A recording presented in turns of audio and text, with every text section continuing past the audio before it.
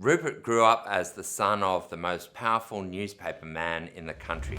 His father, Sir Keith Murdoch, was editor of the Melbourne Herald and chairman of the Herald and Weekly Times. And Rupert had a privileged upbringing, went to one of the best schools in the country, Geelong Grammar, Oxford University, grew up on Cruden Farm outside Melbourne. I think Rupert had seen his father wield extraordinary power as a kingmaker. Menzies himself had dubbed Keith Murdoch a skilled slaughterman and blamed him for his loss of the Prime Ministership in 1941. And I think Rupert aspired to exercise the same political influence as his father.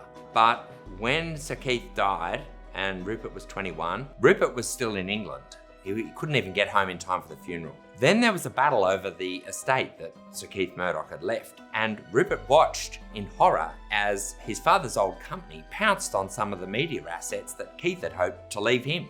By the time he got back, all that was left was the Adelaide News, and he rolled up his sleeves and got to work to try and lift that newspaper and a couple of other little papers in South Australia that were part of the business of News Limited. So he always had, I think, this resentment and anger, which was a powerful driver for him to kind of achieve the same level of respect and influence that his father had had.